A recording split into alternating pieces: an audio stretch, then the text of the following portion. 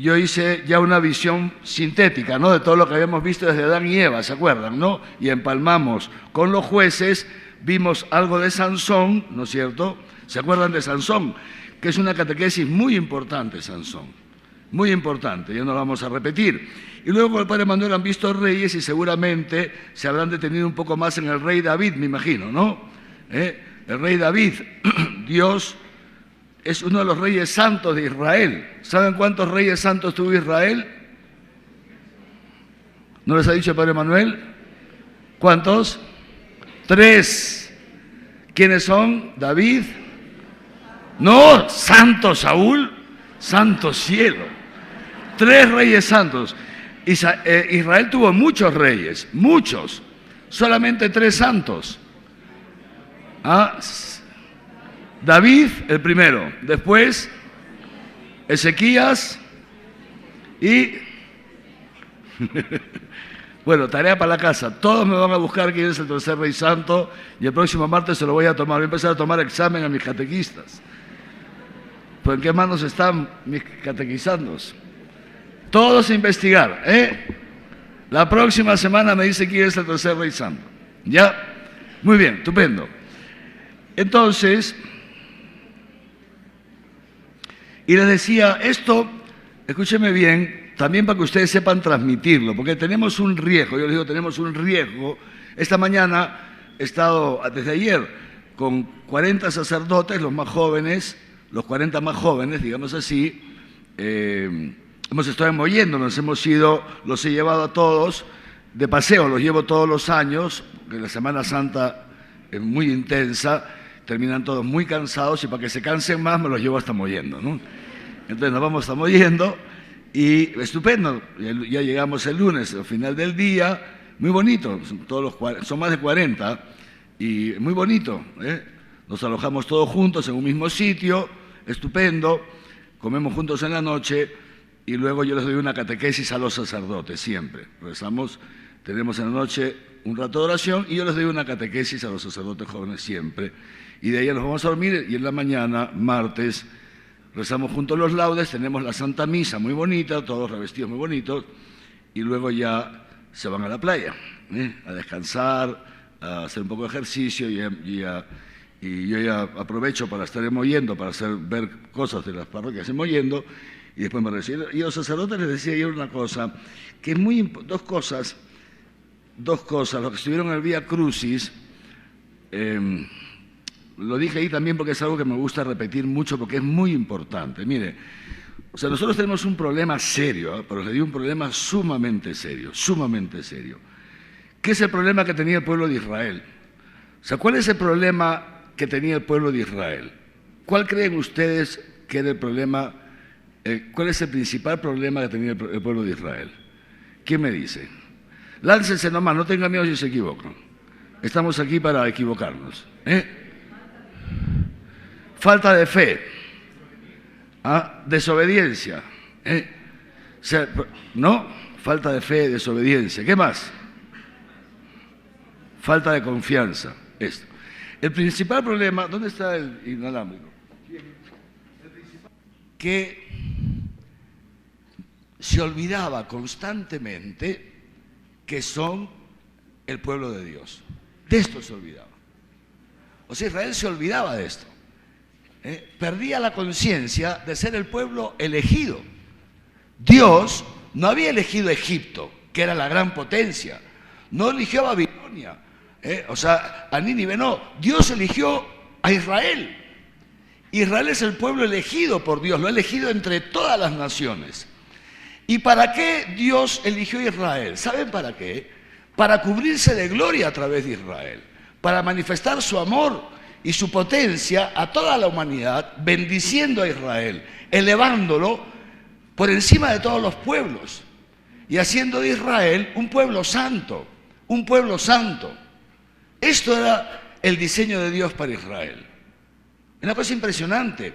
Israel no era nada, Israel no era nada, no existía. Israel no existía. Israel, Dios ha creado a Israel como pueblo, Dios lo ha creado como pueblo. Es una cosa impresionante. Se coge un anciano, como ustedes ya saben, Abraham, un anciano, un fracasado, Un anciano de 75 años que no tenía ni hijos, ni tierra, ni nada. Un fracasado. Y de ese fracasado saca un pueblo. Y ese pueblo que termina siendo esclavo en Egipto, Dios no lo abandona. Dios desciende del cielo para sacar a Israel de Egipto. Desciende del cielo. Es una cosa potentísima que Dios descienda del cielo para sacar a estos esclavos y hacer de ellos su pueblo y trasladarlos a la tierra prometida. Y para poder meterlos en la tierra prometida, durante 40 años, proveerles de todo en el desierto, de todo, no le faltó nada, dice el libro del Deuteronomio, ni siquiera sus sandalias se gastaron. Y encima expulsa 7 naciones, entre ellas Jericó, que era una potencia en la época, y Dios las expulsa gratuitamente. Es una cosa impresionante. Y el pueblo de Israel ha vivido esto, en su vida concreta lo ha vivido. Pero una vez ya están instalados, como ya ustedes se acuerdan, esto ya lo hemos dicho. Por eso es importante ver la historia del pueblo de Israel, que el otro día les hice la síntesis hasta la parte donde habíamos llegado. Israel, una vez instalado, se olvida de todo. Es impresionante. Y quiere ser un pueblo como los demás. Hay que ser idiota. Con el perdón. O sea, quiere ser un pueblo como los demás, tener un rey como los demás, tener ejército tener todo como los demás. Impresionante. Ese es el gran problema del pueblo de Israel, que se olvida de que pierde conciencia de ser el pueblo elegido. Pero les digo una cosa, este problema del pueblo de Israel es también el problema de la iglesia. Hoy día y en todos los siglos, es el problema de la iglesia y puede ser tu problema también. Puede ser tu problema. Un problema sumamente grave, que tú te olvides que eres un pueblo, parte de un pueblo que es distinto a todas las naciones. Esto es la iglesia. La iglesia es un pueblo distinto a todas las naciones. Somos distintos. ¿Por qué? Porque nosotros no éramos nada. ¿Tú qué eras? No eras nada. Yo tampoco. Dios nos ha sacado de la nada. Nos ha creado de la nada. Escúcheme bien. Y Él, cada uno por distintas maneras, nos ha traído a su iglesia. Nos ha traído a su iglesia, que es el Israel de Dios. Somos el pueblo elegido. ¿Para qué? ¿Para qué Dios te ha traído a la iglesia? Porque se quiere cubrir de gloria contigo. Quiere elevar a la iglesia para que sea luz para las naciones. Ustedes son luz, sal y fermento, dice Jesucristo, hablando a la iglesia naciente en el sermón de la montaña. Un pueblo distinto a todas las naciones. Pero ¿cuál es el problema? El problema es que tú te olvidas de eso. Te olvidas, hijo, te olvidas. Muchas veces nos olvidamos. Y te olvidas de que eres un pueblo distinto a todas las, que eres el pueblo elegido, que tú eres un elegido de Dios. Y quieres vivir como viven los paganos, igualito que ellos. Con el Facebook, para que luego te cojan los datos y se los den a Trump, ¿no? Etcétera. O sea, quieres vivir igual, haciendo trampa, coimeando, igualito. ¿De qué te diferencias de toda esa gente que está en los periódicos todas estas últimas semanas? O sea, queremos vivir igual, ¿entiendes? Y eres catequista y te vas a fiestas y te emborrachas, impresionante. Y no vas a misa el domingo, y eres catequista y estás estafando a la iglesia, estás estafando a tus catequizandos. ¿Por qué? Porque no les transmites nada, todo es mentira. Y ellos se dan cuenta. Los adolescentes tienen esto. Y se dan cuenta si tú eres verdaderamente un cristiano o eres un embustero, que estás ahí buscándote a ti mismo, porque eres un frustrado que no eres capaz de hacer nada más que meterte ahí para poder mangonear un poco a 4 chiquillos. Este es el problema de la iglesia, que nos olvidamos, queridos hermanos, que somos un pueblo distinto. Y si somos un pueblo distinto a todas las naciones, fíjense, San Pablo, una de las lecturas de estos días de Pascua, decía esto: ustedes han sido resucitados con Cristo, hemos sido rescatados por la sangre de Cristo, hemos sido comprados a precio de sangre, compadre. Para que estés aquí, alguien ha pagado por ti.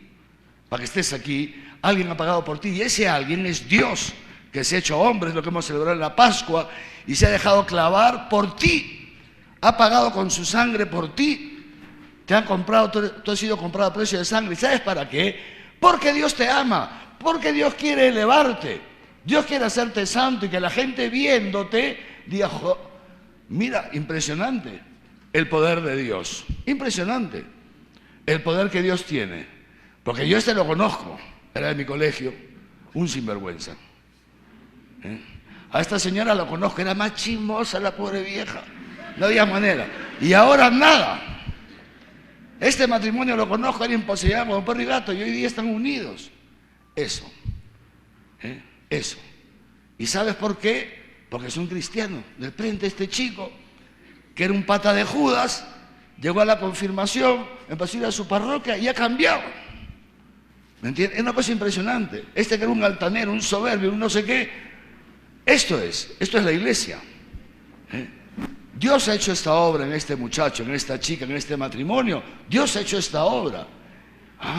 O sea que Dios existe. Porque este compadre solo no iba a cambiar nunca. Eso es. Dios existe. Porque este compadre solo no iba a cambiar nunca. Este matrimonio estaba totalmente destruido. ¿Quién ha rehecho este matrimonio? Entonces, dos cosas. Primero, Dios existe. Y segundo, es poderoso. Tiene poder. Y si ha tenido poder para sacar a este hermano de esa vida, para arreglar este matrimonio, también me puede arreglar el mío. Esto es la iglesia. Pero el primer beneficiado, ¿quién es? Eres tú. Eres tú. O sea, porque Dios desciende del cielo, así como descendió para sacar a Israel, desciende. Y es una obra en ti. Una obra. ¿Se acuerdan qué significa Isaac? ¿Quién se acuerda? Se los he contado. Risa. Claro, no eso, bueno, catequista. Risa. ¿Por qué significa risa? Porque Abraham y su mujer Sara, cuando ven nacer este niño, cuando Abraham tenía ya casi 100 años y la otra iba un poquito menos, se rieron de alegría, el gozo, la alegría de ver que poderoso es Dios para sacar vida de un vientre muerto, para sacar vida de la muerte. Y esto es el cristiano. Por eso el Papa dice, o sea, lo propio del cristiano, ¿saben qué es? Es la alegría, es el vivir contento. ¿Por qué vivimos contentos los cristianos? ¿Por qué? Porque experimentamos la obra de Dios en nuestra vida. O sea, porque lo vemos a Dios actuar a favor nuestro, como actuó a favor de Israel. Vemos que Dios se llena de gloria a través nuestro y que es estupendo. Que es estupendo que no estamos solos en este mundo. Que no estamos solos en este mundo, que Dios camina con nosotros, experimentamos no solo el perdón de los pecados, que nos ayude en todo, nos ayude en los estudios, nos ayude en la familia, nos ayuda a tener paciencia, nos ayuda en todo, nos ayuda Dios. Y sobre todo que pone una alegría enorme en nuestro corazón. Y esto es muy importante. Claro, si eres cristiano, si no eres cristiano, lo que yo te estoy hablando te suena chino. Porque ni vives contento, estás siempre murmurando, siempre maldiciendo, porque estás en descomunión con Dios, son tus pecados, pobrecillo. Pero bueno, también hay una respuesta para eso. Me buscas y lo hablamos y ya está y lo solucionamos, ¿entiendes? Pero eso es lo propio del cristiano. ¿Sabes? Benedicto XVI decía esto, o sea, el cristiano es uno que tiene, ya se los he dicho, se los voy a repetir, el cristiano es uno que tiene vida eterna, esto es lo propio del cristiano. Esto es lo propio del cristiano. El cristiano es uno que tiene vida eterna, que ha sido resucitado con Cristo. Y decía, ¿en qué consiste la vida eterna? Decía Benedicto XVI, fíjense, la vida eterna consiste en esto, es un estado de lo profundo de tu ser, de lo profundo, un estado de gozo, de alegría permanente. Escúchame, que no te lo quita ni el sufrimiento, ni el cáncer, ni que te jalen en los exámenes, ni que tu empresa quiebre, ni que tu novio te saque la vuelta con otra, no te lo quita nada. O sea, puedes sufrir, esto es la vida eterna. Sufres, pero sigues contento.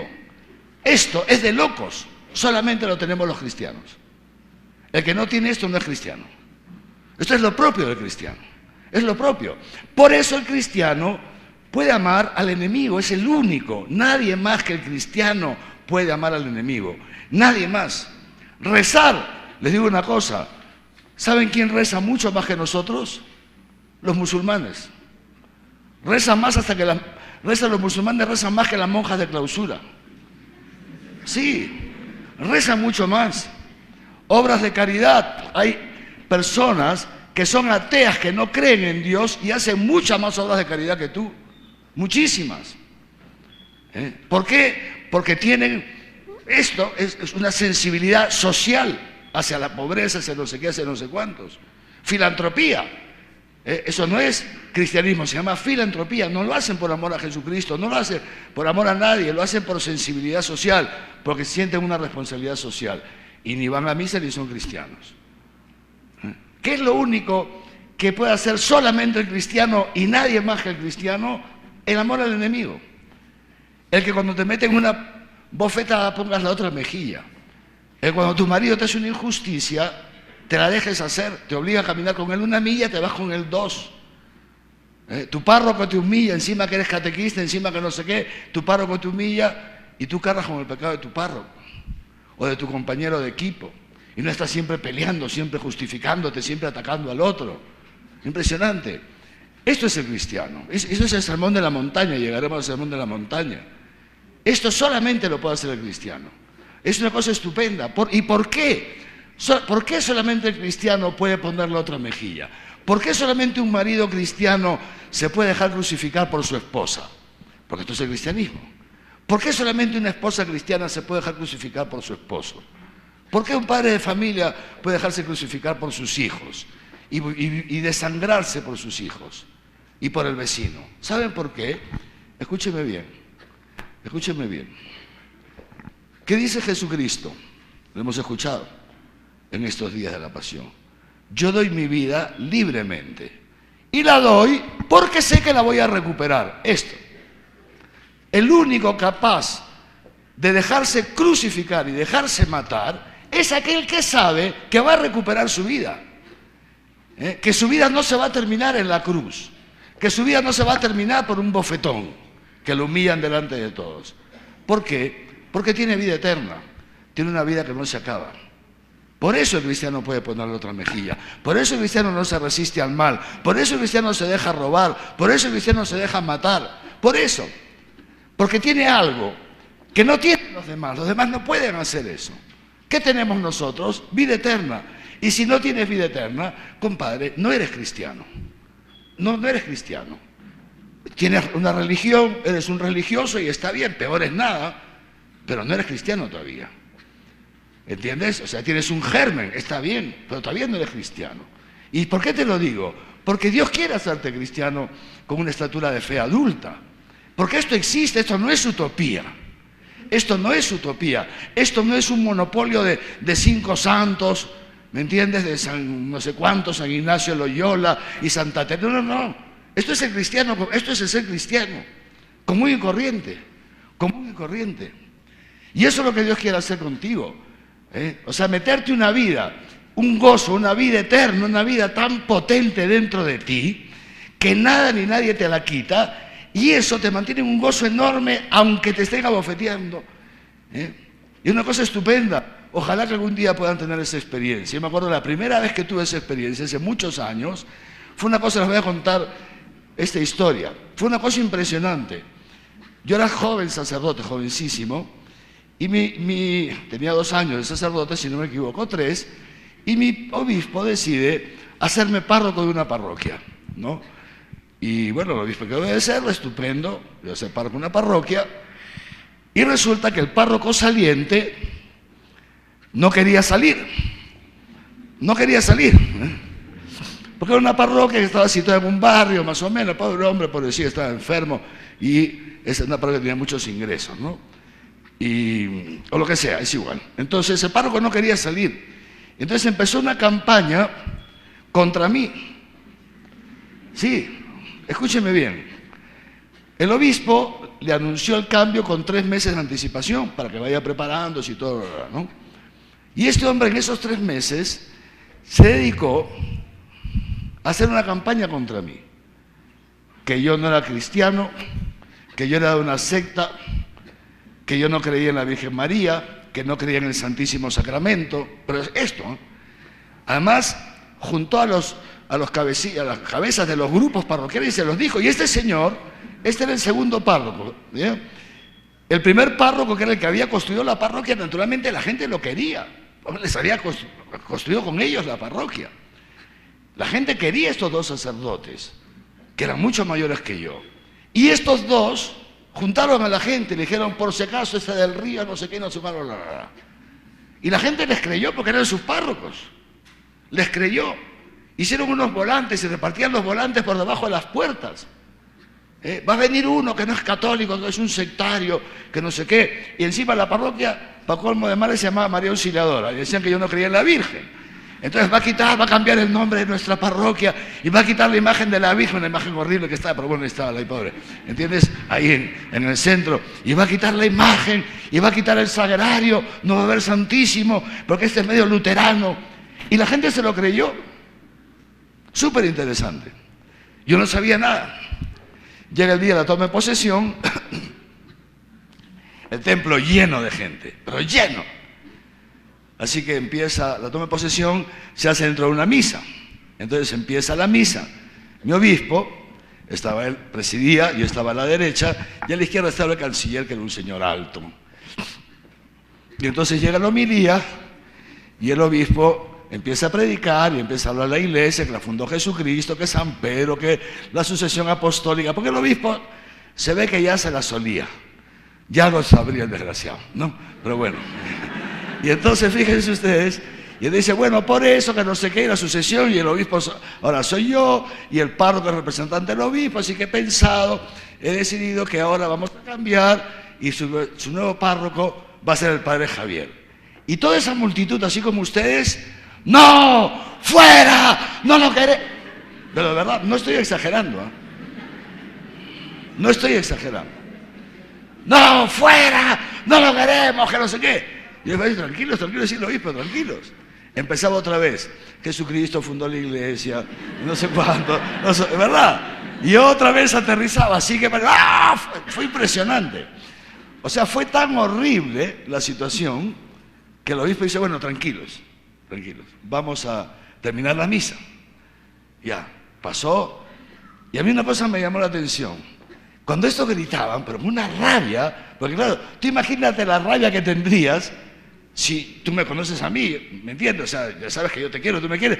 Y si que yo te diga eso, oye, por si acaso yo soy tu párroco, oye, por si acaso me están cambiando y venir uno que no cree en la Virgen, que te va a destruir la parroquia. Es lógico que no tengas que odiar. Pues me odiaban. Era una cosa horrible. ¿Y saben cuál fue mi experiencia? Que ellos gritaban, ¡ah! Y a mí dentro, se los digo verdad, nunca he tenido esa experiencia. Me salió un amor por esa gente enorme. Un amor, una ternura. Yo los escuchaba gritar con esas caras de violentos y me salió una sonrisa de amor. Fue una experiencia bella. Pero ahí no terminó la experiencia bella. Terminamos la misa y una cosa sí me llamó la atención, que esta gente que tenía un odio horrible en su corazón, a la hora de la comunión todos se acercaron a comulgar. Decía, mexicana, ¿qué comunidad parroquial me va a tocar? O sea, no tienen ni idea de las cosas, ¿no? Porque encima le habían gritado, y pues estos están más perdidos, bueno, habrá que trabajar aquí. Bueno, terminamos la misa y el obispo dice, bueno, siéntense un momentito, nos vamos a quitar los ornamentos y volvemos. Así que nos quitamos ornamentos, volvimos, y el obispo dice, bueno, ¿qué cosa pasa? ¿Qué problema tiene? A ver, ¿qué pasa? Entonces empezaron a hacer una fila, ahí donde estaba el coro, cogieron el micrófono y iban pasando uno por uno. No, porque este es no sé cuántos, porque este no sé... Impresionante. Me acusaban de un montón de cosas, ¿no? Que les habían dicho estos curas. Entonces, fíjense, llega un señor cuyo hijo es sacerdote, que está aquí, ha venido conmigo a Arequipa cuando yo vine, el padre Francisco Javier, el párroco de Tía Vaya. Su papá, que era la parroquia, coge el micrófono y dice, hermanos, dice, un momentito, dice, vamos a ver, ¿qué somos nosotros? Somos la Iglesia Católica, aquí está nuestro obispo. Nosotros no conocemos a este padre. Si el obispo dice que es un buen sacerdote, porque el obispo decía eso, es un sacerdote estupendo, yo lo conozco, no sé qué. Si vamos a fiarnos del obispo.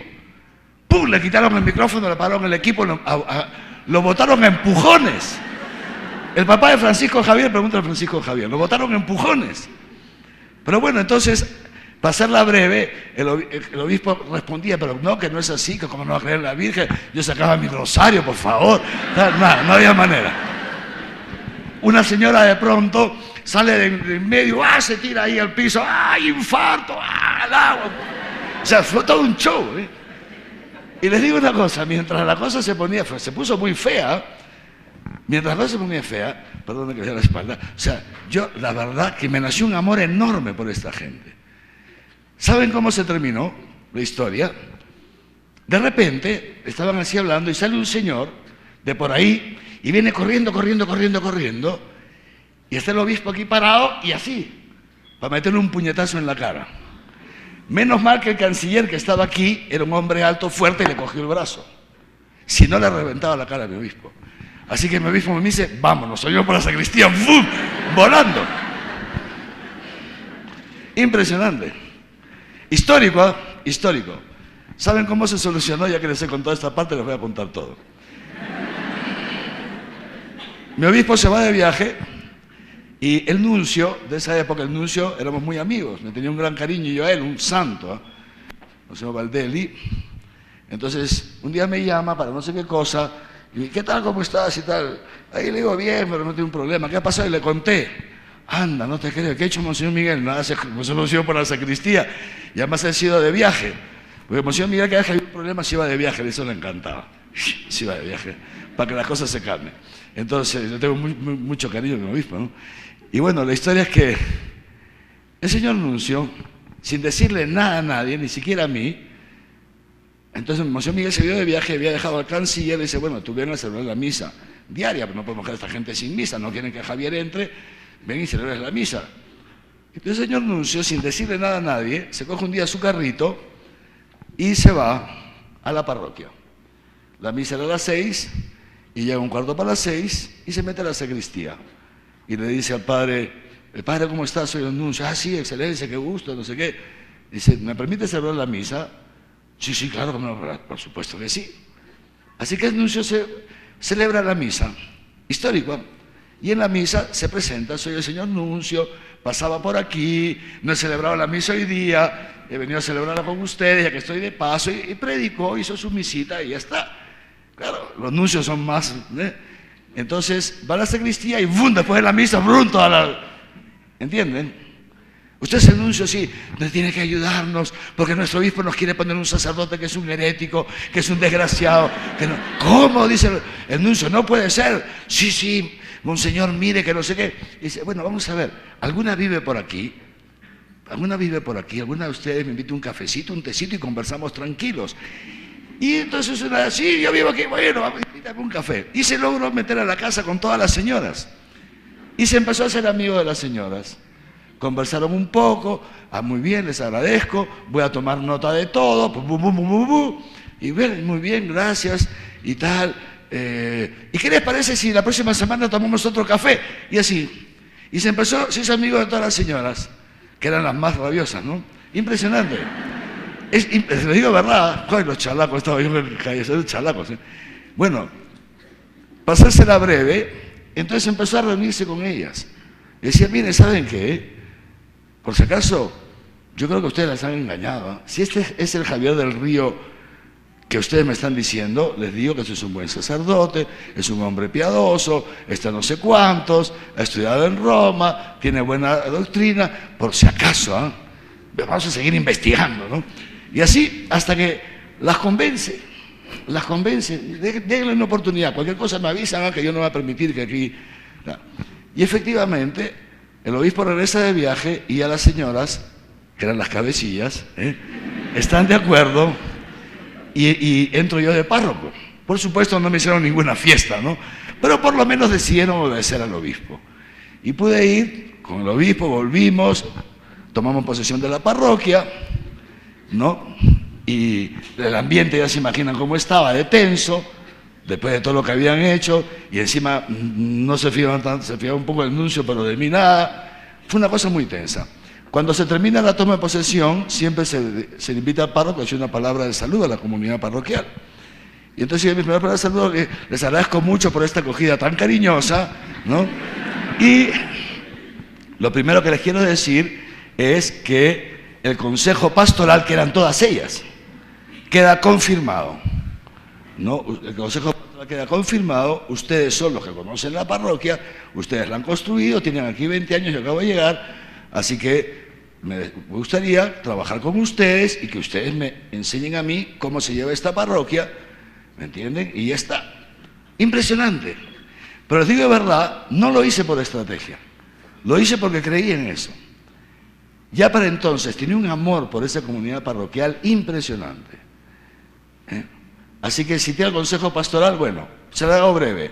Antes de un mes, todas estas pobres señoras llorando, confesándose, pidiendo perdón. Antes de un mes. Y nos dijeron, ha sido este padre, esto lo han hecho así, lo han hecho asá, han venido a nuestras casas, aquí están los folletos, y yo me enteré de todo por ellas. Me enteré de todo por ellas. Impresionante, la cosa cambió, así, de la noche al día. ¿Y saben por qué? Les digo de verdad, porque estas mujeres se dieron cuenta que yo las quería, porque en verdad esa experiencia es una experiencia muy bonita. Esa experiencia de gente que te odia y que a ti en tu corazón te nace amar, pero de verdad, fue una cosa estupenda. En un mes la parroquia cambió así. Al poco tiempo me hacen vicario general, no sé qué cosa, y ya no podía yo seguir llevando la parroquia. Entonces mi vicario, que igual lo habían odiado igual que a mí, se queda de párroco, yo paso a ser vicario general, y después de unos años teníamos que cambiar al párroco. Mi obispo quería cambiar a ese párroco, pasar a otra parroquia y poner aquí a otro. Y vinieron las señoras a buscarme al obispado.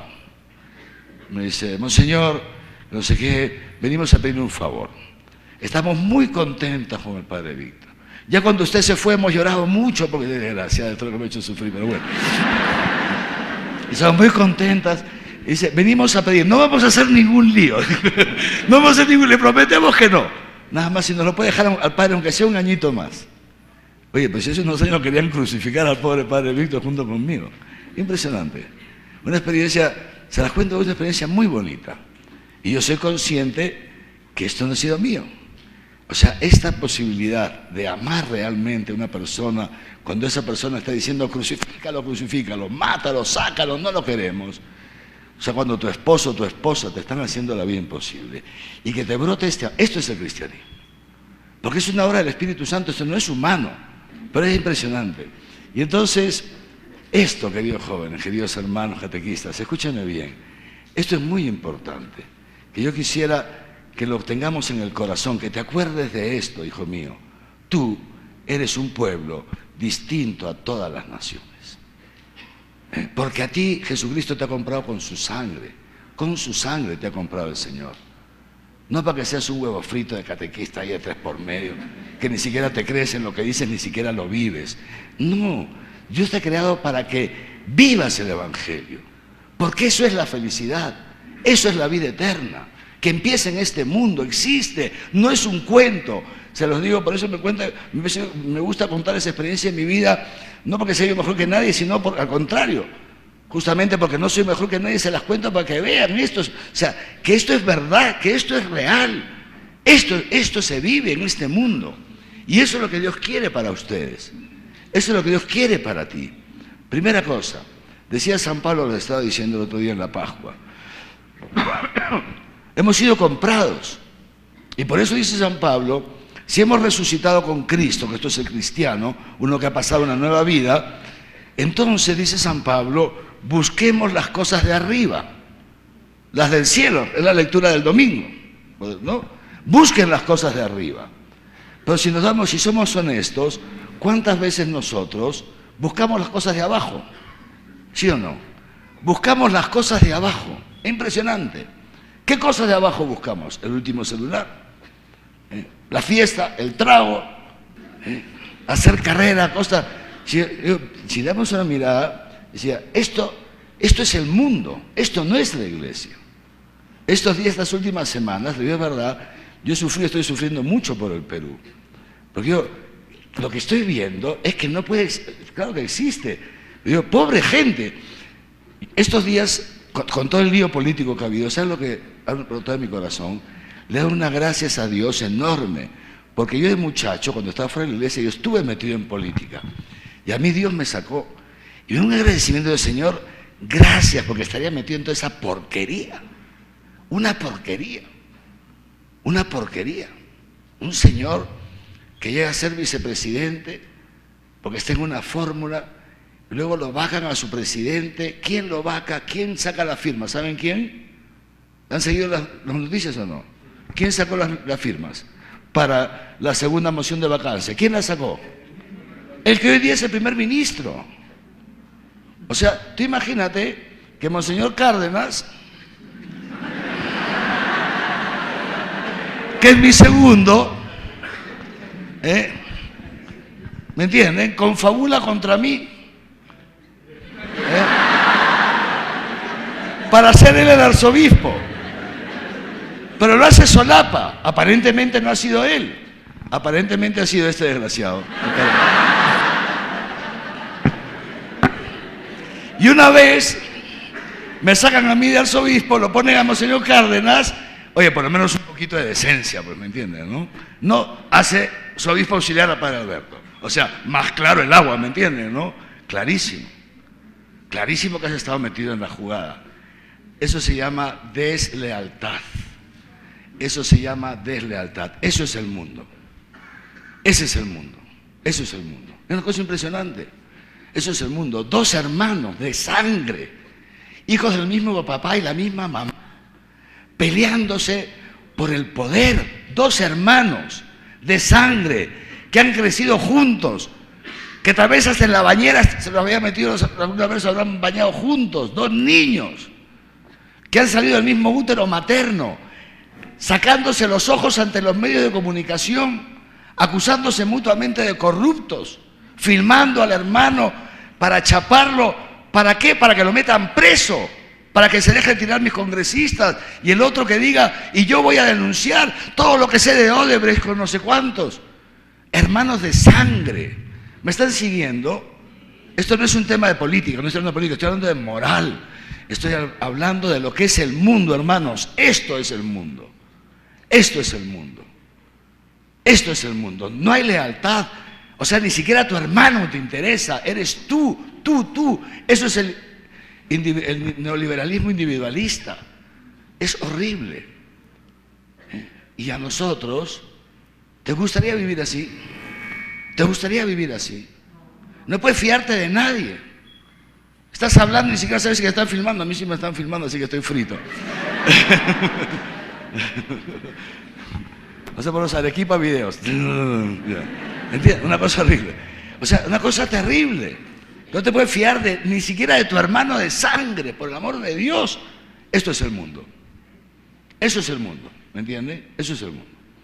Y a nosotros les decía esto, por eso, esas son las cosas de abajo. Esas son las cosas de abajo. Nosotros hemos sido creados para las cosas de arriba, hermanos. Las cosas de arriba que se empiezan a vivir en este mundo, que es una cosa estupenda. Un pueblo distinto a todas las naciones. ¿Cuál fue el pecado de Israel? Que quería ser un pueblo igual que los demás. Y eso te puede pasar también a ti. Que quieras ser un pueblo igual que los demás.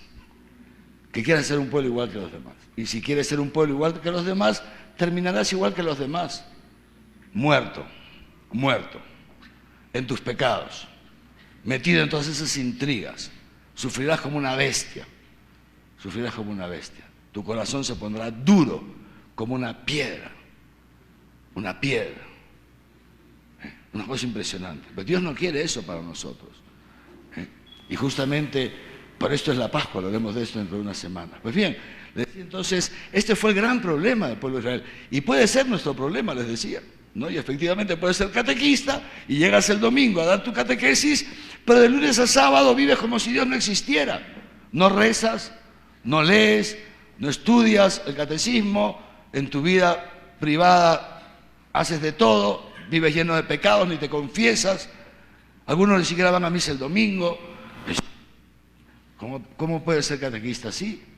Pobrecillo. O sea, ¿qué transmites? Nada, todo mentira, doctrina, y la doctrina no salva, hermanos. La doctrina no salva. Quien salva es Jesucristo. Y a Jesucristo se le transmite solamente con la fuerza del testimonio de vida. Con la fuerza del testimonio de vida. Si tú no vives lo que predicas, los catequizandos se dan cuenta. No te creas que no se dan cuenta, se dan cuenta. Y pobrecitos van porque hay que confirmarse, ¿me entiendes? Tengo que enchufarme ¿me entiendes? A este farsante me lo tengo que enchufar porque lo tengo que confirmar. Pero en cuanto me confirme no regreso más porque no me atrae nada de esta persona. Por eso el Papa Juan Pablo II en la Redentoris Missio, la encíclica Redentoris Missio decía eso: nosotros los que estamos dentro de la Iglesia tenemos que preguntarnos cuánta responsabilidad nos corresponde de que tanta gente se marche de la Iglesia. ¿Cuánta responsabilidad te corresponde que tantos chicos después confirmados no vuelvan? Algunos ni siquiera llegan a la confirmación. Hablando con los sacerdotes hoy día les decía esto, de cuidado porque de pronto yo recibo ciertas quejas, ¿no? Y como los conozco a mis sacerdotes, pues me doy cuenta que algunas veces esas quejas son fundadas, ¿no? Y les decía esto, decía, cuidado, porque no se trata de aplicar una ley, ¿no? Una ley. Aplicar una ley, otro día me escribía una persona, decíamos, señor, el padre tal en mi parroquia ha dicho que si nos queremos confirmar, tenemos que ir a la misa que él celebra el domingo, solamente la suya, no podemos ir a otra. Y si no, no nos confirmamos. Eso es una ley, no sé si me entienden. Y la ley no salva. Eso lo he explicado a los sacerdotes hoy día. La ley no salva. O sea, aún confirmando, por si acaso, no se le dice, si no vienes a misa no te confirmas. No se le dice eso. Porque le estás metiendo una ley. No se le dice, si no vienes a misa no te confirmas. Si lo han hecho, han metido las 4. La misa es obligatoria. Eso no se dice un confirmando. Ciertamente será uno de los signos que ustedes como catequistas tendrán que discernir, o sea, tendrán que usar en su discernimiento, si van a presentar a ese muchacho a la confirmación o no, tendrán que discernir, pues esto es muy importante, a ver si no da tiempo de hablar de la profecía, esto es parte de la profecía. O sea, sí es importante que el chico vaya a misa, claro que es importante, y es uno de los puntos que ustedes van a considerar al momento de ver si lo presentan a la confirmación. Sí, ¿por qué? Porque ya saben ustedes, ya se los he dicho, la confirmación es el tercer sacramento de la iniciación cristiana. Con la confirmación el muchacho queda insertado en la vida y en la misión de la iglesia, es decir, en lo mínimo que puede hacer, y la misa es el mínimo signo que das de que te interesa ser cristiano. Si no te interesa ser cristiano, ¿para qué te vas a confirmar? Y si no vas a misa, es que no te interesa ser cristiano. Porque a un cristiano le interesa ir a misa. ¿Me entiendes lo que estoy diciendo? Es claro que sí, pero escúchame una cosa. Eso se lo dices el último día. ¿Sabes qué? Hemos visto que no estás debidamente preparado. No, o sea, no el último día, el día anterior a la confirmación, sino cuando se hace ya la selección, faltando más o menos un mes, ¿no es cierto? Dice, mira, y no se dice en público, fulano sí, sutano no, es uno por uno. Dice, a ver, hermanos, vamos a anunciar, los que van a hacer la confirmación son fulano, sutano, mengano, mercejo. Luego, estos hermanos necesitamos hablar con ellos en privado. Y ya está, y uno por uno. Es un catequista que se dedica a sus catequizandos. Y se le explica. No se le explica, no te vamos a confirmar. No, porque no es que no te vamos a confirmar. Todo eso se lo he explicado a los sacerdotes esta mañana, porque está muy claro en el magisterio y las normas de la Iglesia. No es que no te damos la confirmación, es que la diferimos. Escúcheme bien esta palabra, diferimos. Mira, nosotros no te vamos a presentar para este año, o sea, para esta fecha. Vamos a diferirlo. Pero, ¿por qué? Pues porque vemos que ni siquiera vienes a misa, faltan mucho las catequesis, no vemos un cambio de vida en ti, ¿me entienden, no? Esto, se lo dices en ese momento. Pero es que nadie me había dicho que tenía que venir a misa. Bueno, te hemos dicho tantas veces predicando que la misa es fundamental en la vida del cristiano. ¿Me están siguiendo? Claro, si tú el primer día ya le dices, el que no viene a misa no se confirma, todos van a ir a misa, porque les interesa confirmarse para quitarse el follón de encima, ¿me entienden? Para tener el papelito. Claro, pero van a ir a misa por ley van a ir a misa. Y el día que tengan el papelito no vuelven.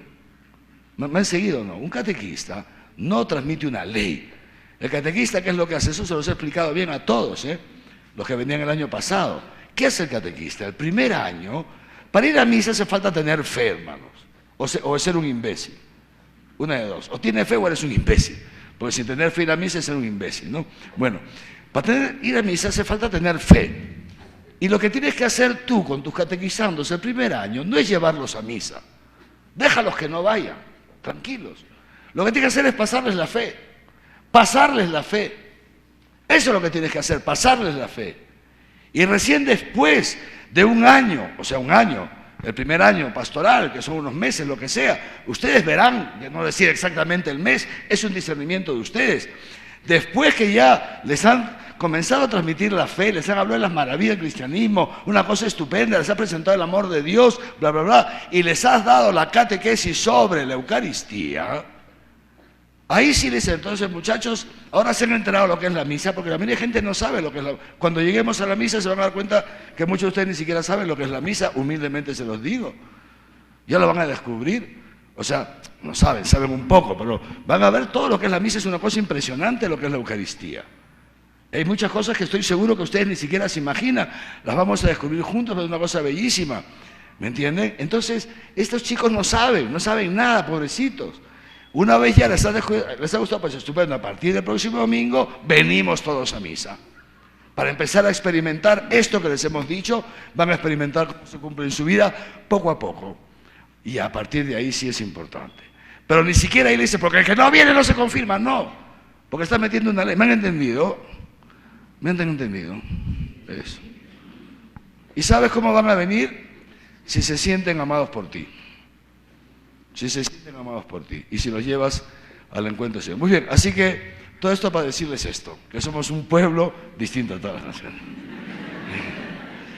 Y que no vendamos nuestra primogenitura por un plato de lenteja, ¿eh? No vendamos nuestra primogenitura por chupar un poquito, por mover el cucú o por, sabe Dios, qué tonterías. No vendamos, es una cosa estupenda ser cristiano. Muy bien, pero el pueblo de Israel, decíamos, pobrecito el pueblo de Israel, tenía este problema, que estaba constantemente, ya lo hemos visto, olvidándose de Dios. ¿No es así? ¿Se acuerdan cuál era la dinámica? El pueblo de Israel entra en la tierra prometida y una vez se instala, quiere ser un pueblo igual que todas las naciones, piden un rey y Dios les da a Saúl, un desastre. Luego les da a David, luego empiezan una serie de reyes que son un desastre uno tras otro. Y entonces ya les he contado qué pasaba. Primero con los jueces, ¿no es cierto? Cuando Israel era fiel a Dios, entonces Dios estaba con Israel y defendía a su pueblo, ¿no es así? Y si venía otra nación para atacarlos, Dios sacaba la cara por ellos, ¿no? ¿Por qué? Porque venían a atacarlos y Israel se daba cuenta de su infidelidad y se convertía a Dios, por miedo más que otra cosa, pero se daba cuenta de su infidelidad y volvía, Señor, ayúdanos por favor, hemos pecado contra el cielo y contra ti, ¿cómo haces tú, no? Señor, nunca más te lo prometo, que mi mamá no se entere, te lo juro que nunca más voy a cambiar, ¿no? Muy bien, estupendo. Y Dios, qué bueno. Entonces, ¡pum!, sacaba la cara por su pueblo, se portaban bien 3 fines de semana y al 4.º fin de semana la misma vaina para que la mamá no se entere, ¿no? Bueno, entonces, estos son los jueces, ¿no es cierto? Lindo, ¿no? Y luego, entonces luego ahí vienen los reyes y esta es la misma experiencia. Israel se comienza a olvidar otra vez de Dios. Con los reyes y todo se comienza a olvidar de Dios. Y lo peor es que surgen algunos reyes, o sea, varios, ¿no es cierto?, que son reyes verdaderamente idólatras. Entonces, ¿qué hace Dios para ayudar a su pueblo? Suscita a los profetas. Vamos a entrar en el tema. Suscita los profetas. Suscita a los profetas. El movimiento profético en Israel, fíjense ustedes, luego si quieren vienen con sus celulares y toman foto a esto. El movimiento profético de Israel dura 600 años. Dios a lo largo de 600 años suscita profetas al pueblo de Israel. 600 años. Más o menos desde el año 1030 antes de Cristo, estamos antes de Cristo, suscita a los primeros profetas, Samuel, de quien ya hemos hablado, ¿se acuerdan? Samuel. Natán, ¿se acuerdan quién es el profeta Natán? ¿Quién es el profeta Natán? ¿Ah? ¿Quién es? Tú. Tú eres catequista, ¿no? Javier, este hermano es catequista tuyo, de tu equipo. A ver, ¿quién es el profeta Natán? Tienes que revisar tu equipo.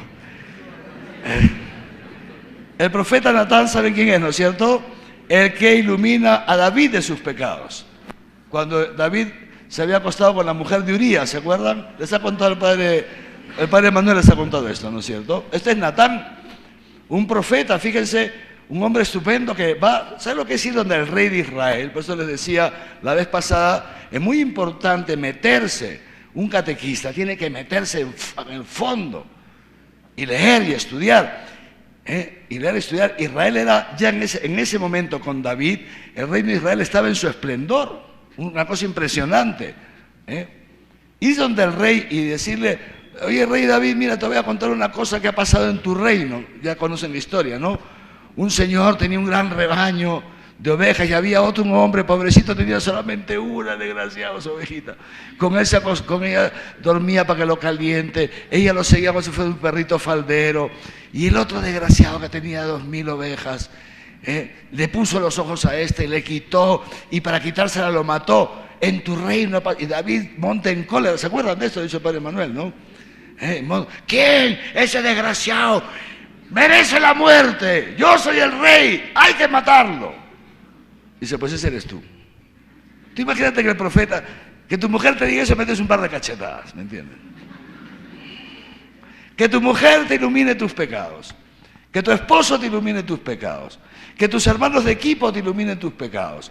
Que tu párroco te ilumine tus pecados. O sea, que alguien te ilumine tus pecados y te diga, eres un lujurioso, eres un egoísta, eres una chismosa insoportable. ¡Clac, clac! ¿Me entiendes, sí o no? Claro. ¿No?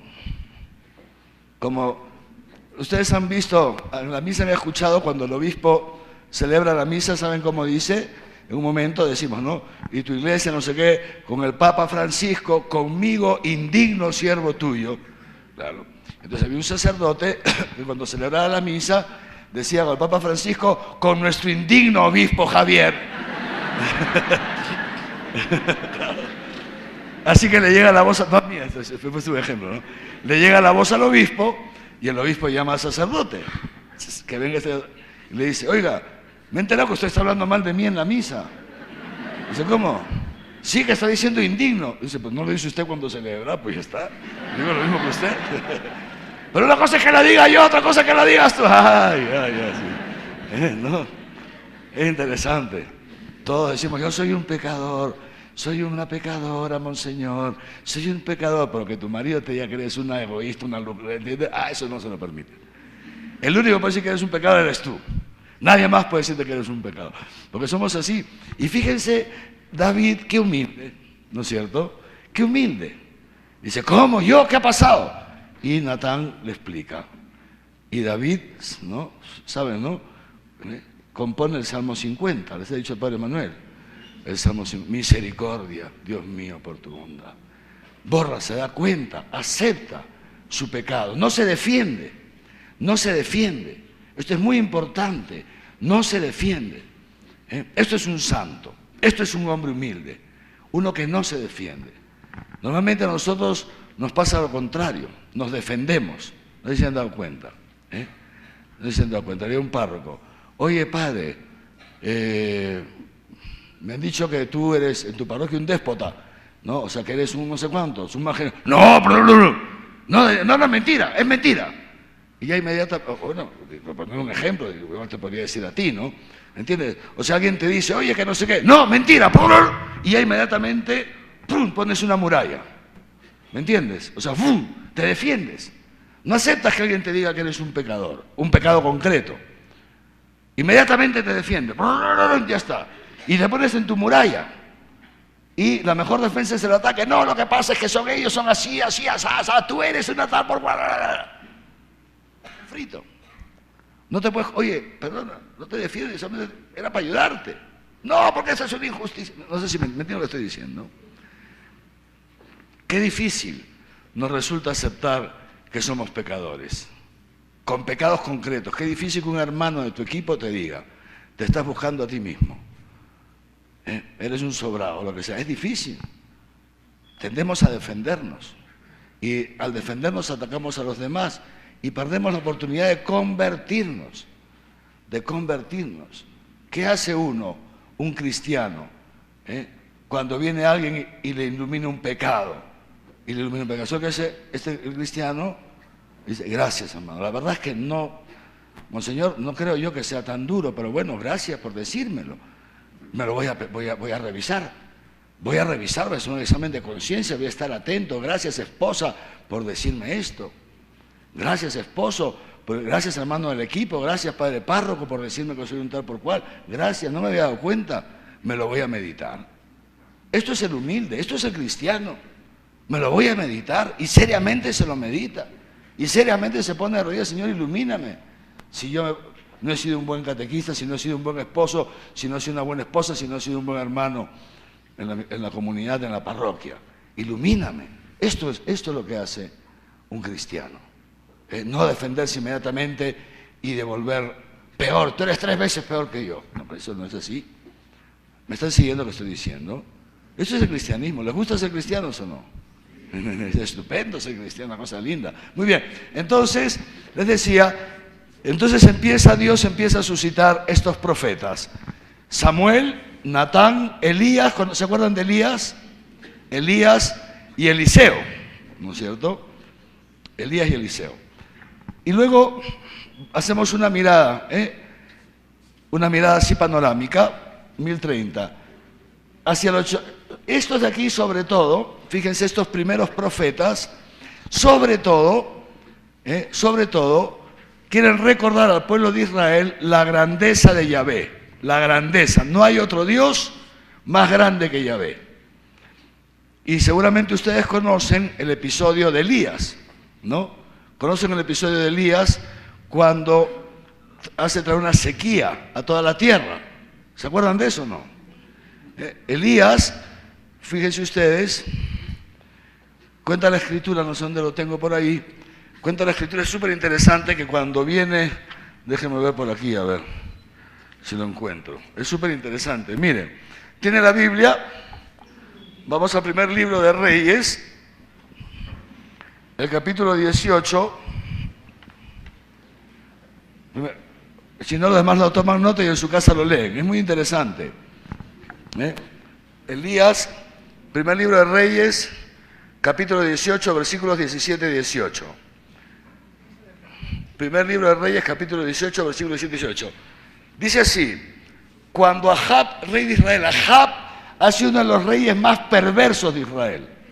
Uno de los reyes más perversos de Israel. El problema de estos reyes que empiezan a suceder a Samuel es que se vuelven idólatras. Es impresionante, es increíble. Se vuelven idólatras. Y empiezan a dar culto a los Baales. Es impresionante, a los Baales empiezan a dar culto. Los reyes de Israel. Y entonces estos profetas, ¿no? Elías, luego Eliseo, etcétera, denuncian la idolatría al rey, ¿no? Lo denuncian públicamente. A Israel le denuncia públicamente y le dice: no hay otro Dios fuera de Yahvé. Ojo. Fíjense lo que dice, muy interesante. Cuando Ahab, rey de Israel, vio a Elías, le dijo: ahí vienes, peste de Israel, peste de Israel. Y Elías le contestó: yo no soy la peste de Israel, sino tú y tu familia, que han abandonado los mandamientos de Yahvé para servir a Baal. Interesante.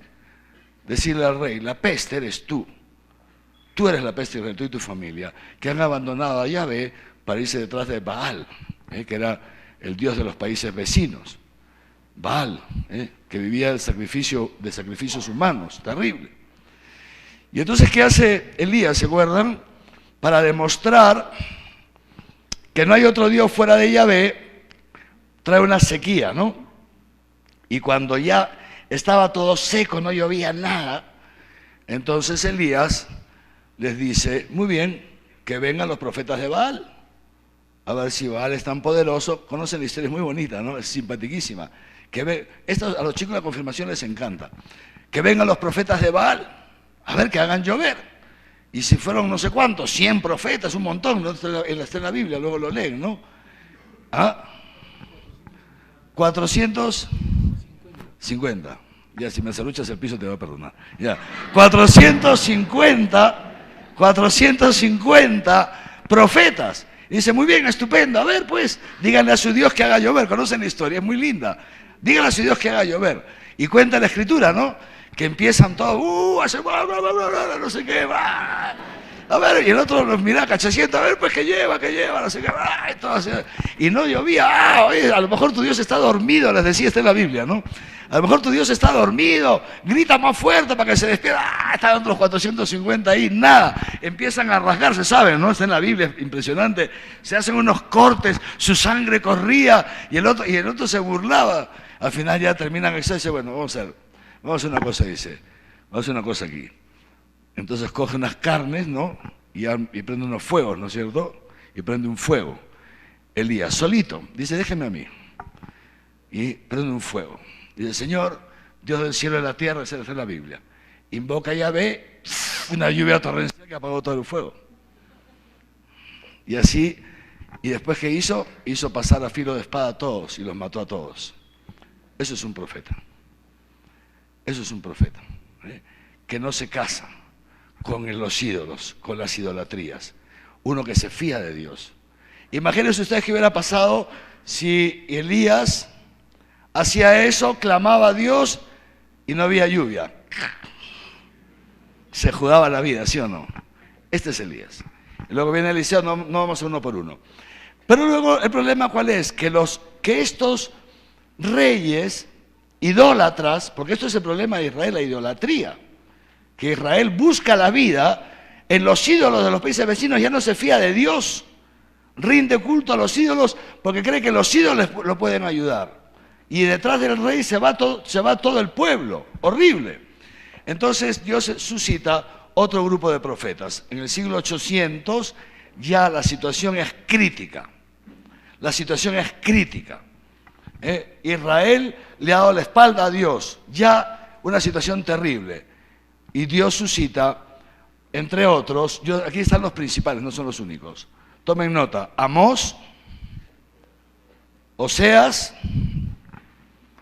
Miqueas y el profeta Isaías. Miren una cosa, les tengo que explicar esto. Por si acaso el libro del profeta Isaías, que es un solo libro, son en realidad 3 profetas. El proto Isaías, que es el del siglo 9 a.C., el que se llama propiamente Isaías, en el año 600, y el Deutero Isaías, que es en 450. ¿Ok? Hablaremos de esto después. Entonces, suscita el primer Isaías. El primer Isaías. Amós, Oseas, Miqueas y Isaías. ¿Para qué suscita estos profetas? Para hacerle ver a su pueblo, Israel, Dios está triste. Dios te ama. Y tú le estás siendo infiel. Y como sigas así, van a venir los otros reinos, te van a conquistar, van a devastar. Te vas a ir otra vez al exilio, te vas a quedar sin tierra otra vez. Pero esto es insostenible. El profeta Oseas, es impresionante el profeta Oseas. ¿Conocen la historia del profeta Oseas? Dios hace que el profeta Oseas se case con una prostituta. Es impresionante. Oseas se casa con una prostituta, que no hace más que sacarle la vuelta. En cuanto el pata se distrae, estaba encamada con otro. Impresionante. Pero es así, lean Oseas, es fortísimo. ¿Y por qué Dios hace que Oseas se case con una prostituta que está constantemente sacándole la vuelta? Para que Oseas experimente en su carne el sufrimiento de Dios, porque Israel se ha prostituido y se va detrás de y se acuesta con todos los ídolos. Impresionante. En las Escrituras la prostitución, por si acaso, es una figura de la idolatría. Es súper interesante. Y el pobre Oseas sufre como una bestia. Porque claro, tú imagínate que tu mujer esté sacando la vuelta constantemente, ya pues te salen los cachos hasta no sé dónde, ¿no? Tus amigos en el barrio, todo el mundo lo sabe, ¿no? Te vas a trabajar y te estás metiendo la otra por la puerta falsa, ¿me entiendes? Y tú lo sabe el barrio, lo saben tus primos, lo sabe todo el mundo, es un cornudo, pues, ¿no? Y el pobre Oseas sufre, ¿no? Y en ese sufrimiento transmite a Israel el sufrimiento de Dios. Dios que ama a su pueblo, como el marido ama a su esposa y que ese pueblo está constantemente prostituyendo. Es una cosa impresionante. Lean el libro de Oseas. Esto es precioso, la Biblia es preciosa. Y entonces ya, con Isaías, etcétera, empieza a anunciar: Israel, como no te conviertas, será devastada, será devastada. Y efectivamente, como todos nosotros sabemos, por el siglo, por aquí, octavo, o sea, 700 y pico, Israel para entonces ya se había dividido en el reino del norte y el reino del sur, ¿no es cierto?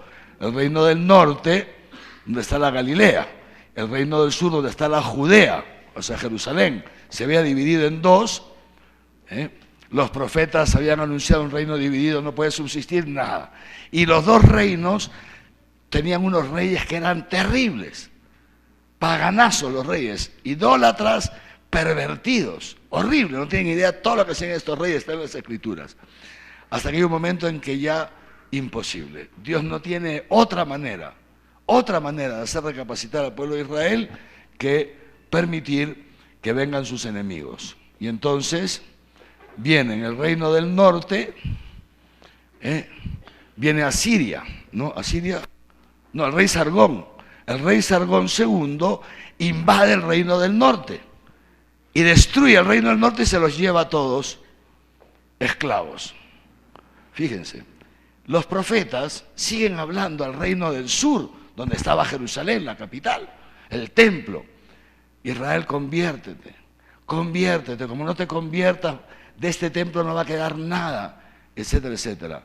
Y los judíos no se convierten, siguen en sus idolatrías, hasta que un momento el gran imperio, ya saben quién es, Babilonia, ¿no es cierto?, invade el reino del sur. Y es terrible, porque entran al santuario, dice la Escritura, han reducido Jerusalén a ruinas, destruyeron todo Jerusalén. Tumbaron sus murallas, destruyeron todas las casas, se metieron hasta en el templo. Y el templo, las puertas las arrancaron de raíz. Y alguna vez les he contado que en el templo de Jerusalén estaba la presencia de Dios, les he contado, ¿no? ¿Se acuerdan de eso, no? Estaba la presencia de Dios en el templo de Jerusalén. ¿Y dónde estaba la presencia de Dios? Estaba en lo que se llamaba el Sancta Sanctorum, que estaba detrás de un velo enorme. Les he contado esto. Y no se podía entrar al Sancta Sanctorum, solamente se entraba una vez al año. ¿Se acuerdan qué día? El día de Yom Kippur, después del periodo de penitencia que tenía Israel, como nuestra cuaresma.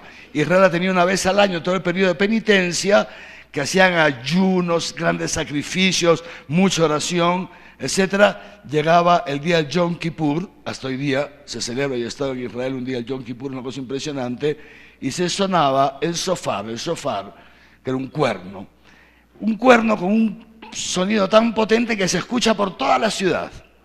Ese cuerno anunciaba que Dios había perdonado a su pueblo, y ahí terminaba, digamos, entre comillas, la cuaresma de ellos, y una gran fiesta hasta hoy día. Hasta hoy día es impresionante cuando suena el shofar en Israel, una cosa impresionante, cómo los judíos bajan al muro de las lamentaciones, que normalmente están ahí lamentándose, y se ponen a bailar. Es una fiesta enorme. Eso es el día de Yom Kippur. En la época de Israel, en esta época, también en la época de Jesús, solamente ese día se podía entrar al Sancta Sanctorum. Y solo podía entrar uno, el sumo sacerdote. Solamente podía entrar el sumo sacerdote. Nadie podía entrar, porque allí estaba la presencia de Dios. Y está escrito, nadie puede ver a Dios y seguir viviendo. Solamente el sumo sacerdote entraba una vez al año. Y por si acaso no vaya a ser que de ver a Dios se impacte y se muera, entonces le ponían una cadena o una soga. Por si se demoraba en salir, se había muerto de un infarto, lo jalaban de la soga. De hecho, lean al profeta, lean en el Evangelio, y en la época de Jesús esto había cambiado un poco, pero era más o menos la misma dinámica. Lean cuando Zacarías, ¿no?, estaba oficiando en el templo, ¿no es cierto? Y ahí se le aparece el ángel que le anuncia que va a tener un hijo. Isaías se queda tonto, ¿no? Y un poco tonto creo que era, pero bueno, más tonto todavía, porque no creyó en el anuncio del ángel, ¿no? Bueno, la historia es esta, ¿no? Que dice el Evangelio, que dice que se preocuparon porque se demoraba en salir. Ya le iban a tirar de la soga ya. Y lo que pasa es que se había quedado dialogando con el ángel. Entonces, fíjense, esto es muy importante, ¿saben por qué? Porque es verdad, allí estaba la presencia de Dios. ¿Y cómo puede ser posible que Babilonia, o sea, Nabucodonosor, ¿no? Han oído hablar de Nabucodonosor en la Historia Universal cuando estaba en el colegio, ¿no? Y entonces Nabucodonosor invade y entran hasta el Sancta Sanctorum y se llevan la vara de Noé, el ramo de no sé cuántos, que era lo que significaba la presencia, o sea, destruyen, rompen el Sancta Sanctorum. ¿Y cómo puede ser posible que haya podido entrar los enemigos hasta el Sancta Sanctorum y no se hayan muerto? ¿Y por qué los judíos no podían ir? Si entraban se morían, y por qué ellos no. ¿Saben por qué? Esto es muy importante. Porque Dios ya no estaba ahí. ¿Mm? Esto es muy importante. Dios ya no estaba ahí. Los profetas habían anunciado a Israel, como sigas así, Dios te va a abandonar. O sea, ya estás colmando la medida de tus pecados, etcétera, etcétera, etcétera. Y efectivamente, Dios ya se había marchado. ¿Saben dónde se había ido Dios? ¿Saben dónde se había ido o no? Ustedes son catequistas, ¿eh? Esto es muy importante. ¿Saben dónde se había ido Dios? Se había ido al exilio. Pobrecito Dios, como el Chavo del Ocho con su cosita así. Se había ido al exilio. El pueblo no lo sabía, pero se dio al exilio, a esperar a su pueblo en el exilio. El primer exiliado había sido él, para esperar a su pueblo en el exilio, porque Dios ni siquiera ahí abandona a Israel. Hace este gesto externo, permite que vengan los enemigos y que destruyan Jerusalén, no porque rechace a Israel, sino para que Israel se dé cuenta. Y es lo que pasará con Israel. Pero fíjense ustedes qué interesante, Israel no escucha a los profetas y Dios los manda al exilio. Y de pronto, esto es muy interesante, Israel, de esto lo haremos la próxima semana, Israel se encuentra en el exilio. Es impresionante. Y cuando se encuentra en el exilio, imagínense ustedes, después de todos estos siglos, de pronto, Israel se encuentra esclavo otra vez. Igual que cuando comenzamos en Egipto. Israel se vuelve a encontrar esclavo. Impresionante. Obligado a trabajar para Nabucodonosor, esclavo, no tiene templo, no tiene nada. Impresionante. Israel entra en una crisis, en una depresión terrible. Porque se da cuenta que ha sido un idólatra, que han traicionado a Dios, que han obligado, que se han prostituido como la mujer de Oseas, y que finalmente ellos piensan que Dios ya los ha repudiado para siempre. Eso es lo que piensa el pueblo de Israel. Ya Dios me ha repudiado para siempre y estoy frito. Y es muy bonito, de esto lo haremos la próxima semana, que hay un salmo muy bonito que dice que cuenta la experiencia de Israel en el exilio junto a los canales de Babilonia. Acordándonos de ti, Jerusalén, nos echamos a llorar. Israel se da cuenta que ha perdido, digamos así, interpreta, mejor dicho, que ha perdido su primogenitura, que ha perdido la oportunidad de ser el pueblo de Dios y ha echado a perder todo. Y lo peor es que no hay manera de solucionar esto. Y en esa situación de crisis, es muy fuerte esto, o sea, es muy fuerte, por eso hay que leer las Escrituras, y ahí es una cosa terrible. En esa situación de crisis, Dios suscita, entre otros, a dos grandes profetas, Ezequiel e Isaías. ¿Y saben lo que hacen Ezequiel e Isaías? Consuelan al pueblo de Israel en Babilonia, lo consuelan. Ya no le iluminan los pecados, ya no los denuncia de pecado, sino que les anuncia la esperanza. Ánimo, Israel, que así como Dios te sacó una vez de Egipto, ahora te sacará de esta esclavitud también. Porque Dios es un Dios que dice y no se arrepiente. Y Dios ha hecho un pacto contigo. Y en esa crisis, en esa depresión que está el pueblo de Israel, lo veremos la próxima semana, estos profetas hacen que rebrote la esperanza. Un poquitín, empieza a rebrotar la esperanza en algunos. Y de ahí entonces, luego Dios, lo veremos la próxima semana, suscita en el rey de Persia, Ciro, el rey de Persia, ¿no?, que por inspiración de Dios permite que los judíos vuelvan a su tierra, ¿no es cierto? Y entonces lo veremos la próxima semana. Pero lo que quiero decir es, estos profetas, fíjense aquí, suscitan la esperanza. Luego vuelven, reconstruyen Jerusalén, etcétera, etcétera, el templo otra vez, muy interesante, lo veremos la próxima semana. Y Dios suscita estos dos profetas, entre otros, Ageo e Isaías, el tercer Isaías, el Deutero Isaías que se llama, que ya empiezan a anunciar al pueblo de Israel el cumplimiento de las promesas hechas a sus antiguos padres. Fíjense bien, ya no solamente en darles esta tierra de Israel, esta tierra, etcétera, sino que Dios se constituirá sacará de Israel un resto, y a través de ese resto Dios enviará el Mesías. Este Mesías que Dios había prometido, y que yo se los conté, ya se han olvidado, aquí, antes de entrar a la tierra prometida, les dije que lean el Deuteronomio, Dios anuncia al pueblo de Israel: suscitaré de en medio de ti otro Moisés, un Mesías, otro como mi siervo Moisés, un Mesías. Y entonces estos profetas van anunciando la llegada de ese Mesías, van anunciando la llegada de ese Mesías, un Mesías sufriente, un Mesías sufriente, un Mesías que será pequeño como un niño. Es súper interesante. Un niño, será como un niño pequeño, que salvará a Israel para siempre, que ya instalará una dinastía perpetua, que será el linaje de David. Todo eso está anunciado aquí. Y luego ya va decayendo este movimiento profético con Zacarías y Joel, que eso ya con eso, digamos así, termina la profecía en Israel y quedan los tiempos ya preparados, bastante maduros. 400 años antes de Cristo, Israel comienza ya, o sea, ya está en una situación de expectativa para la llegada del Mesías, que llegará después con nuestro Señor Jesucristo. ¿Se han enterado más o menos de esto? Muy bien. Esto entonces es una visión panorámica. Esto a sus catequizandos no tienen que contarles un par de estas anécdotitas que les he contado yo, ¿me entienden? Para que vean cómo funciona este movimiento profético, cuál es la finalidad. Entonces, y terminamos con esto. ¿Qué cosa es un profeta? ¿Qué cosa es un profeta?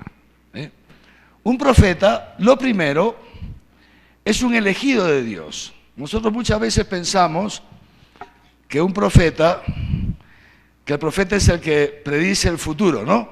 Como un adivino, ¿se han dado cuenta? Hay gente que piensa eso, que el profeta es un adivino, que sabe lo que va a pasar y entonces tiene una bola mágica. Eso no es el profeta. Escúcheme bien. El profeta, escúcheme bien, esto es muy importante. Es cierto que el profeta muchas veces anuncia lo que va a pasar, prácticamente siempre. Pero ¿saben por qué lo anuncia? No porque sea un brujo, sino porque el profeta tiene un discernimiento. Y como tiene un discernimiento, sabe leer la historia. Sabe leer la historia. Esto es muy importante. Sabe leer la historia. Y entonces interpreta la historia, interpreta el presente y avisora el futuro. ¿Por qué? Porque 2 y 2 son 4, ¿me entiendes? Si aquí tienes 2 más 2, viene 4 de todas maneras. Eso es el profeta. Se da cuenta que aquí hay 2 y aquí hay otros 2, que viene 4. Y por eso es que anuncia el futuro, por eso es que avisora el futuro, va avisorando. Porque tiene discernimiento. ¿Y esto por qué se los digo? Porque escúchenme ustedes, igual que sus catequizandos, cuando ustedes han recibido el bautismo, uno de los efectos del bautismo es que nos ha borrado el pecado original, ¿no es cierto? Estudiaremos cuando lleguemos al bautismo. Pero otro de los efectos es que hemos sido injertados en Cristo. O sea, hemos sido injertados en Cristo. Hemos pasado a ser miembros del cuerpo de Cristo. Es más, hemos pasado a ser otros Cristo, alter Christus. No solamente el sacerdote es alter Christus capitis, es otro Jesucristo cabeza, pero todo cristiano es otro Cristo. Y en consecuencia hemos sido hechos partícipes de su triple munus. Sacerdotal, somos un pueblo sacerdotal, ¿ok? Real, de esto les he hablado alguna vez, somos un pueblo de reyes, por eso cantamos, pueblo de reyes, asamblea santa, ¿no? Pueblo sacerdotal, estos somos nosotros, la iglesia, tú, por eso es lo que Dios quiere que seas, ¿no? Eres un huevo frito, pero bueno, Dios quiere que seas otra cosa, ¿entiendes? Escúchame bien, entonces por el bautismo tú eres sacerdote, eres rey y eres profeta, esto es un cristiano, todo cristiano es un profeta, si es cristiano de verdad. ¿Qué significa? Que sabe leer los signos de los tiempos, que sabe leer los hechos, y como sabe leer los hechos, sabe interpretar la historia y sabe avisorar lo que se viene. Esto es un profeta. Esto es un profeta. Y esto es un don de Dios para una misión, porque no se olviden que nosotros somos un pueblo distinto de todos los pueblos de la tierra, porque somos un pueblo que Dios ha elegido y ha conformado para una misión. ¿Cuál es nuestra misión? ¿Quién me dice cuál es nuestra misión? ¿Ah? Sí, ese es el medio. ¿Para qué? ¿Cuál es el fin, la finalidad de nuestra misión? ¿Cuál es? ¿Ah? La finalidad de la iglesia es una, doble pero una. La gloria de Dios, la mayor gloria de Dios, ¿y qué? La salvación de ¿quién? ¿Ah? Solamente las almas y los cuerpos que se joroben. La salvación del hombre, la salvación de la humanidad. La iglesia es un pueblo elegido por Dios para salvar a la humanidad. Esto, nuestra misión es hacer presente al mundo, ese pobre mundo que los hermanos se sacan los ojos para ver quién llega a ser presidente. Ese mundo que uno traiciona al otro y lo vuelve a traicionar. Ese mundo que en cuanto te das la vuelta alguien se acuesta con tu mujer o tu mujer te pone los cuernos y encima se lleva la plata, porque de tonta no tiene nada, ¿entiendes? Y ya está. Entonces, ese mundo que viven así, ¿saben o no saben? ¿Ustedes cómo creen que vive el mundo? ¿Cómo creen que vive el mundo? ¿No sabían que el mundo vive así? Sacándose las vueltas los maridos con las mujeres con los maridos. ¿No sabían eso?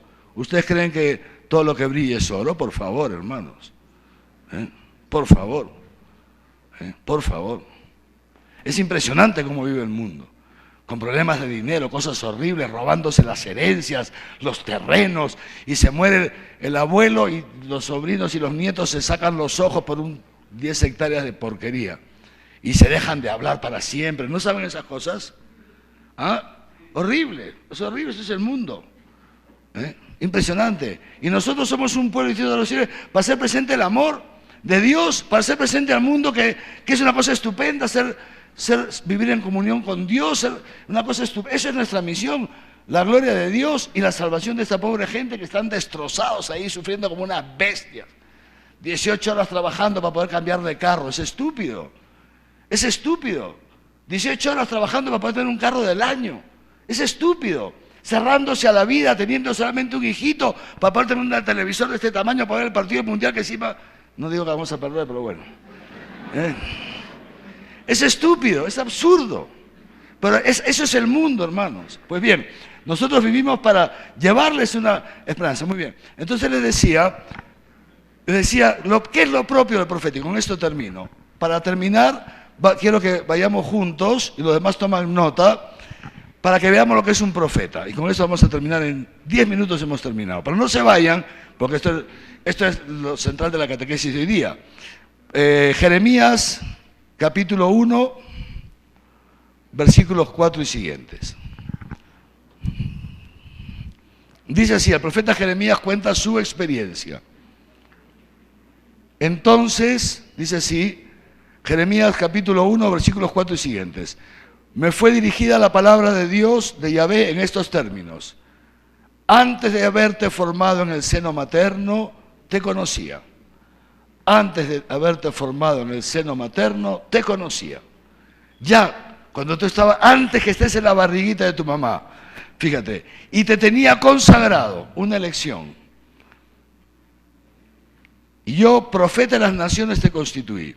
Y me dijo Yahvé, y no, yo dije, ay Señor Yahvé, mira que no sé expresarme, soy un muchacho. Y Yahvé me dijo, no digas soy un muchacho, pues a donde quiera que yo te envíe, irás. Y todo lo que te mande, dirás. No les tengas miedo, que contigo estoy yo para salvarte. Entonces alargó Yahvé su mano y tocó mi boca y me dijo, mira que he puesto mis palabras en tu boca. Desde hoy mismo te doy autoridad sobre las gentes y sobre los reinos para extirpar y destruir, para perder y derrocar, para reconstruir y plantar. Entonces me fue dirigida la palabra de Yahvé en estos términos. ¿Qué estás viendo, Jeremías? Una rama de almendro estoy viendo. Y me dijo Yahvé, bien has visto, pues así soy yo, velador de mi palabra para cumplirla. Y después otra vez me fue dirigida la palabra de Yahvé y me dijo, ¿qué estás viendo? Un puchero hirviendo estoy viendo, que se vuelca de norte a sur, del reino del norte al reino del sur, una olla hirviendo. Y me dijo Yahvé, es que desde el norte se iniciará el desastre, ¿ven? Desde el norte se iniciará el desastre sobre todos los moradores de esta tierra, porque enseguida llamo yo a todas las familias, reinos del norte, vendrán a instalarse a las mismas puertas de Jerusalén y frente a todas sus murallas y contra todas las ciudades de Judá, a la que yo sentenciaré por su malicia, por haberme dejado a mí para ofrecer incienso a otros dioses. Por tu parte, te apretarás la cintura, te ceñirás, te alzarás y les dirás todo lo que yo te mande. No desmayes ante ellos y no te haré yo desmayar delante de ellos, pues por mi parte, mira que hoy te he convertido en plaza fuerte, pilar de hierro, muralla de bronce, frente a toda esta tierra. Así se trata de los reyes de Judá como de sus jefes, de sus sacerdotes sobre el pueblo. Te harán la guerra, pero no podrán contigo, pues contigo estoy yo, oráculo de Yahvé, para salvarte. Palabra de Dios. Estupendo, queridos hermanos. Lo dejamos aquí, porque ya es un poco tarde, tienen que ir. Jeremías, escuchen bien, capítulo 1, versículos 4 y siguiente. Este eres tú, esto es el cristiano, esto es el cristiano. Yo para esta semana les quisiera pedir que en algún momento de la semana se tomen un tiempito para releer esto y para meditarlo. Si pueden hacer la lección divina sobre esto, háganlo. Porque aquí está sintetizado lo que es la profecía. Retomaremos esto la próxima semana, ¿de acuerdo? Nos ponemos en pie.